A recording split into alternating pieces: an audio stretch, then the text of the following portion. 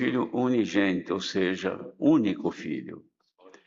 Família rica, que tem um filho só, ou seja, os pais que têm muitos bens, só têm um filho, este filho é único, é unigênito. Nunca o filho único, dono de grande herança na terra, passa a dividir a sua herança com pessoas desconhecidas, que às vezes nem gostam dele, que não têm afinidade nenhuma, mas diz, olha, eu sou dono de toda a herança do meu pai, e agora eu sou unigênito, só tem eu. E eu quero dividir com vocês. E assim Jesus fez, se tornou, deixou de ser unigênito para ser o primogênito. Ou seja, o primeiro. Dono de tudo, passou a herança para todos nós. Este é o momento de considerarmos quanto Deus nos amou, irmãos. Então, o pouco que Ele recomenda de nós é que nós nos amemos uns aos outros e amemos a Ele também. Porque quem ama não esquece, quem não ama nunca se lembra, não é assim? Marido e mulher, quando existe amor, sempre se lembra, nunca se esquece. Pode estar longe, mas está sempre lembrando.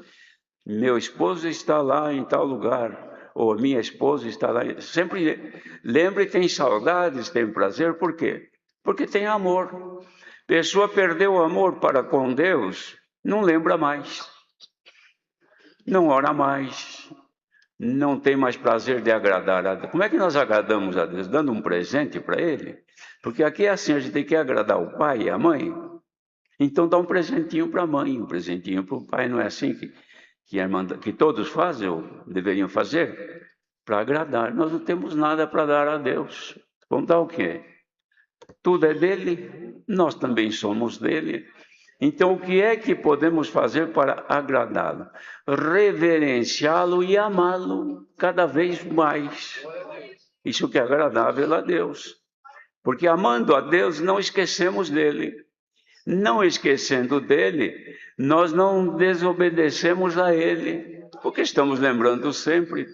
E fazendo isso, irmãos, em nós está a caridade verdadeira de Deus em cada um de nós. Este era o foco do assunto de João para com aquela irmandade. E dizia, ninguém jamais viu a Deus para dizer eu conheço a Ele. Nós amamos uns aos outros. Deus está em nós e em nós é perfeita a sua caridade. Ou seja, o amor de Deus é manifesto em nós. E assim nós vamos conhecer que estamos nele e ele em nós. Pois que ele nos deu do seu Espírito. Isso aqui é profundo, irmãos. Por que Deus está em nós? Porque a terceira pessoa dele, ou seja, Deus está composto em três pessoas distintas. O Pai, o Filho e o Espírito Santo. Enquanto Jesus vivia na terra com os discípulos, o Filho estava com os discípulos. Voltou para o Pai, então Deus em Cristo enviou o seu Espírito Santo, não só para os discípulos lá, mas todos quantos o Senhor Deus chamasse, como fomos chamados nós. Então ao ser humano é concedido, quando crê em Jesus, em nosso Deus, de receber o seu Espírito, ou seja, um outro que vem habitar dentro de nós. Nós somos também em três. Nosso corpo, nossa alma, que é a nossa vida, e o nosso Espírito. Mas agora temos um quarto que mora dentro de nós, que nos domina, que nos guia, que nos orienta, porque Deus está em nós. É o Espírito Santo que está em nós. É o dom, é o penhor, é a garantia de que nós somos agora propriedade de Deus para voltar para Deus. Então em nós deve estar a caridade que é amor. E nisso nós conhecemos que Deus está em nós e cremos no amor dele que ele tem para conosco. Porque aquele que está em caridade está em Deus. E nisto é perfeita caridade para conosco, para que no dia do juízo tenhamos confiança, e vai haver este dia do juízo.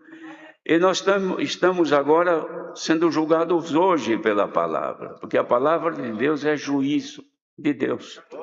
Quem é julgado pela palavra de Deus hoje, não será julgado naquele dia, porque as suas obras hoje são boas segundo a palavra, que vai nos corrigindo e nos vai ajustando e nos dando graça de estar diante do Senhor Deus, aprovados por Ele. Então nós temos confiança. Então veja o que diz aqui, irmãos. No amor de Deus, o que é a caridade, não há temor, não há medo. Quem ama a Deus não tem medo do dia do juízo, não. Porque já está justificado aqui. Esta palavra, nesta manhã que está ensinando, ela, como todas, tem o poder de mostrar o defeito, mostrar o recurso, e aos que se arrependem e voltam, então tira deles o medo de ser reprovado naquele dia. Então diz assim, na caridade não há temor. Por quê? Porque ela lança fora o temor. Isso aqui não é temor de Deus, não, irmãos. Temor de Deus é outra coisa. O temor de Deus que nós anunciamos, que está escrito na palavra, é ter temor de desagradar a Deus pelas obras más. Esse é o temor que todos devem ter. Mas esse aqui é o medo de naquele dia ser condenado.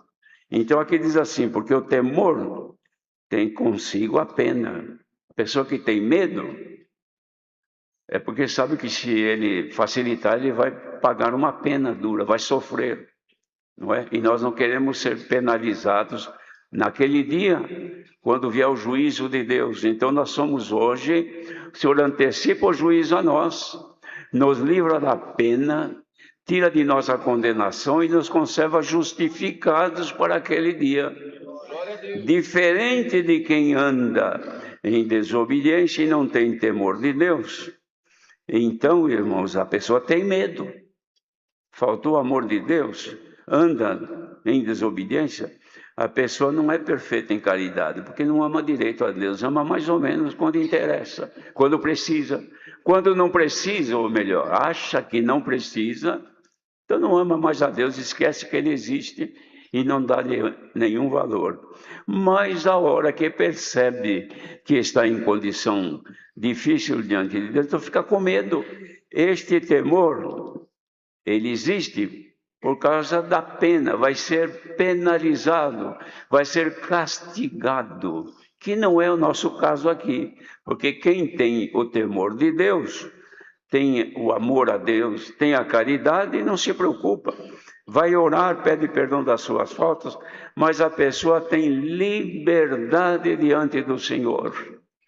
Então, na caridade não há temor, porque aquele que é perfeito em caridade, ele lança fora o temor, não tem medo de estar diante de Deus. Por quê? Porque o medroso, o que tem medo, porque comete coisa errada, sabe que